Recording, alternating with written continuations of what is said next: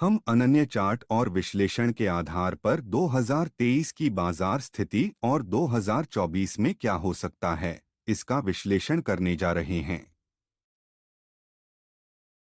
टॉडे बाजार समाचार पात्र काल्पनिक हैं और वास्तविक लोगों के अनुरूप नहीं हैं। अपने मापदंड के अनुसार निवेश करें। एडगर गार्सिया डी पेरेडा द्वारा लिखित और निर्मित। पहली चीज जो हम देखने जा रहे हैं वह है यूएस 10 साल के बॉन्ड और ब्याज दरों का विकास। बहुत विशिष्ट मामलों को छोड़कर छोटी अवधि और मंदी में ब्याज दरें 10 साल के बॉन्ड से नीचे हैं, जैसा कि हम चार्ट में देखते हैं।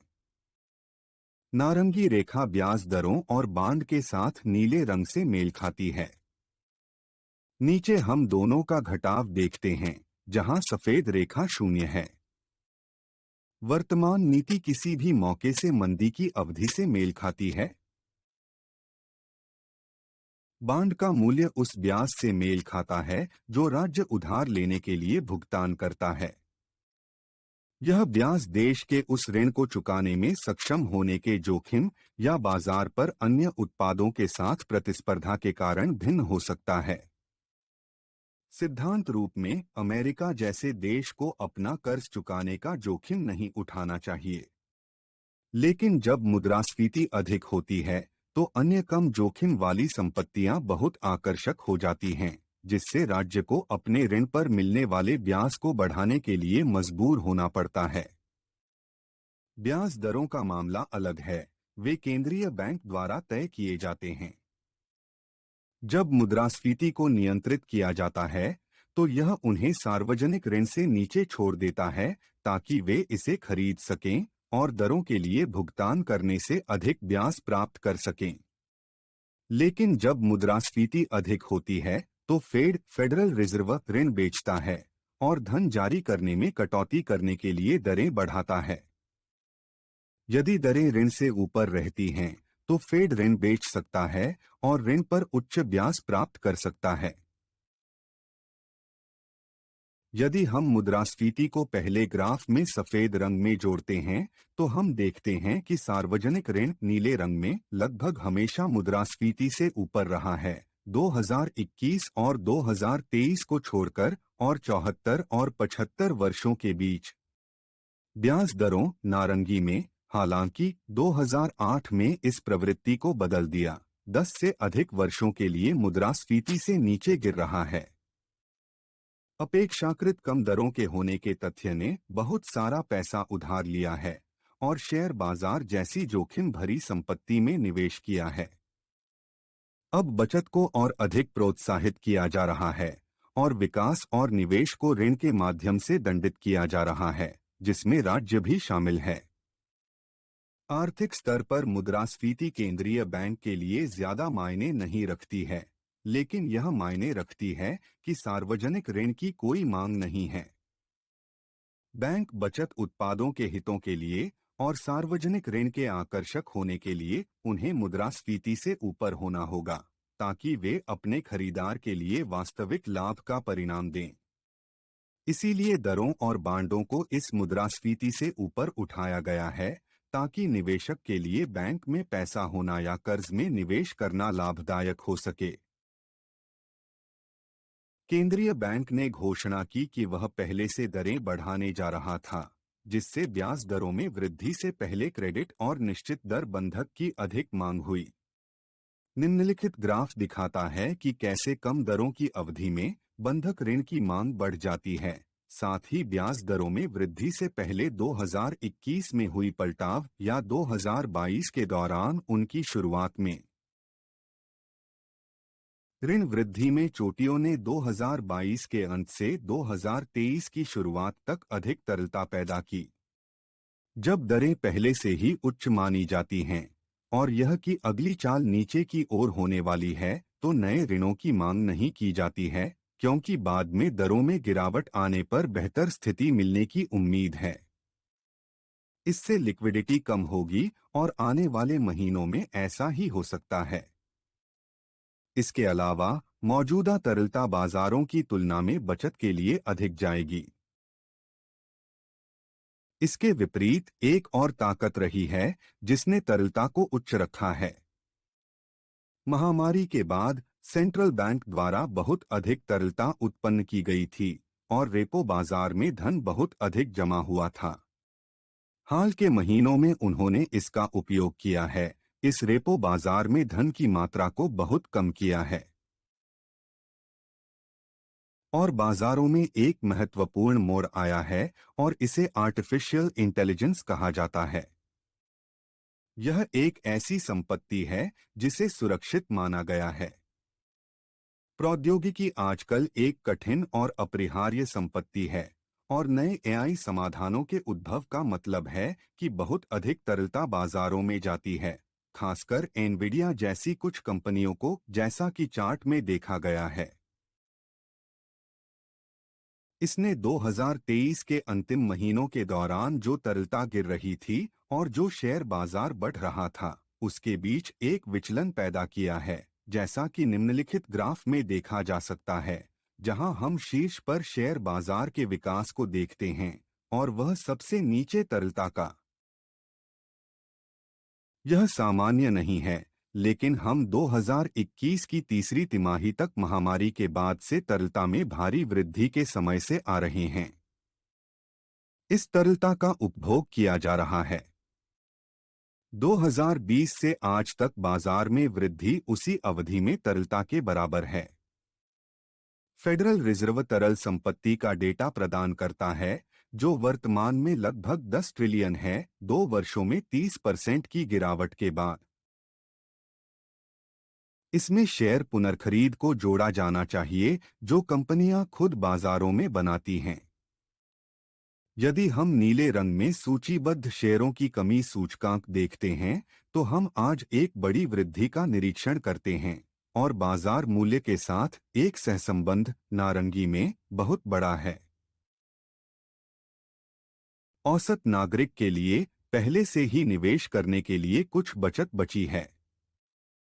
वे महामारी के साथ बढ़े, लेकिन अब उपभोक्ता ने महामारी से पहले की तुलना में 4% की बचत की है। साथ ही यह भी ध्यान रखना होगा कि कर्ज चुकाना पड़े और पिछले 2 सालों में महंगाई काफी बढ़ी है। हमने पहले ही अन्य प्रकरणों में उल्लेख किया है, मौजूदा उच्च ऋण। ग्राफ में हम देखते हैं कि पिछले 5 वर्षों में सार्वजनिक ऋण नीले रंग में और कंपनियों के नारंगी में कैसे वृद्धि हुई है। एआई द्वारा चिह्नित हालिया वृद्धि के साथ अच्छी कीमत पर निवेश करने के लिए कम और कम स्टॉक बचे हैं। तरलता घट रही है और बहुत सारे ऋण चुकाने हैं। अगर आपको कंटेंट पसंद आ रहा है तो सब्सक्राइब करना न भूलें। हम 2024 का क्या इंतजार कर रहे हैं? बाजार फेड को कम दरों और इसकी मदद करने की प्रतीक्षा कर रहा है, लेकिन हमने अभी तक मुद्रास्फीति को 2% पर स्थिर नहीं देखा है। कच्चे माल की कीमतें अंतर्राष्ट्रीय संघर्षों के साथ और मजदूरी की कीमतें ऊपर की ओर दबाव डालती हैं। मुझे नहीं लगता कि 2024 में कई रेट ड्रॉप होंगे। हमने ग्राफ में देखा है ऐसी अवधि जहां दरें मुद्रास्फीति से काफी ऊपर रही हैं, और यह फिर से हो सकता है। दूसरी ओर मुझे लगता है कि निवेश करने के लिए तरलता होगी। मैं अस्थिरता की भविष्यवाणी करता हूँ। बहुत सारा पैसा बचत में जाएगा, लेकिन बायबैक साझा करें और कुछ गिरावट का लाभ उठाने की कोशिश करें। 2024 में बाजार में बने रहेंगे या थोड़ा बढ़ जाएंगे।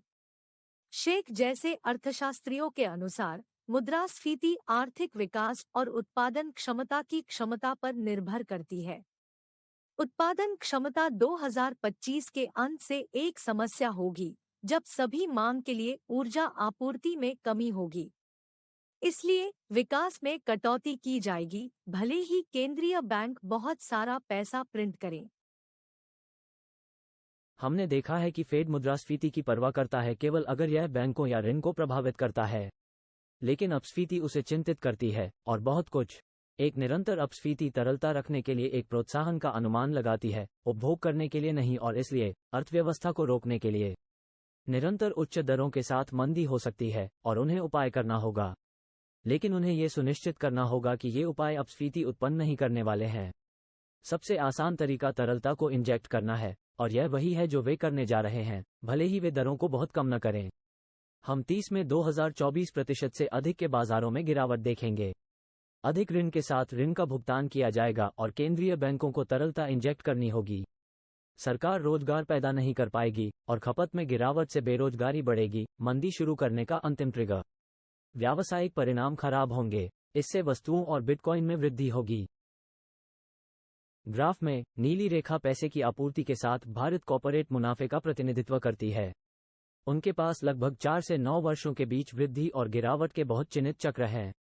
नारंगी रेखा अमेरिकी शेयर बाजार सूचकांक SP 500 के मूल्य का प्रतिनिधित्व करती है, जिसे मुद्रा आपूर्ति द्वारा भी भारित किया जाता है।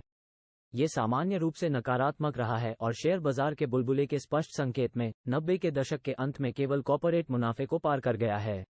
2010 के बाद से शेयर बाजार में विश्वास रहा है और अब ये तार्किक बिंदु पर पहुंच गया है जहां लाभ और शेयर बाजार व्यवहारिक रूप से समान हो गए हैं। मुझे लगता है कि अनिश्चितता के समय में उच्च दरों के साथ हम कॉर्पोरेट मुनाफे से नीचे शेयर बाजार को देखकर अतीत में लौट आएंगे, भले ही ये घटें। मुझे लगता है कि फिएट मनी का एक बड़ा पतन आ रहा है।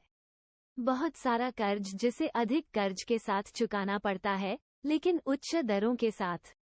सिस्टम का समर्थन करने वाली कई संपत्तियां अवमूल्यन के जोखिम में हैं और केवल आपूर्ति में कटौती उन्हें बचा रही है। सार्वजनिक खाते एक अच्छे आर्थिक पाठ्यक्रम की गारंटी देने की स्थिति में नहीं हैं, न ही निजी हैं। कई देश ऋण परिपक्वता और वित्त खपत का सामना करने में सक्षम नहीं होंगे। आपकी मुद्राएं बहुत अधिक मूल्य खो देंगी। हम प्रमुख दिवालिया देखेंगे। बिटकॉइन या गोल्ड को संदर्भ के रूप में लेते हुए कुछ अर्थव्यवस्थाओं को रीसेट करना आवश्यक होगा।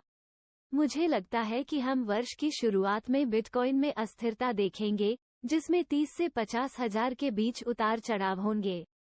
लेकिन मूल्य खोज की प्रक्रिया के बाद ये लगभग अगस्त से दृढ़ता से बढ़ेगा। कई और लोग बिटकॉइन को अपनाने जा रहे हैं।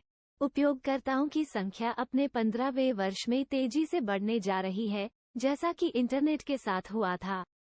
क्रिप्टोकरेंसी के भीतर हम तकनीकी विकास और बाजार में अधिक पैठ के कारण बड़ी वृद्धि देख सकते हैं, लेकिन बिटकॉइन एक अच्छा दांव है।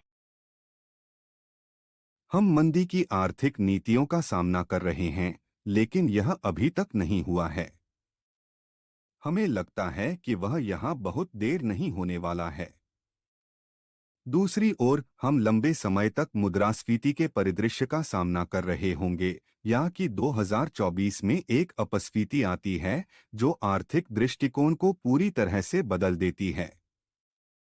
इनमें से किसी भी मामले में ऐसा लगता है कि बिटकॉइन और गोल्ड लाभ उठा सकते हैं और इस वर्ष सुरक्षित शर्त हो सकते हैं। सदस्यता लेना और अपनी राय छोड़ना न भूलें।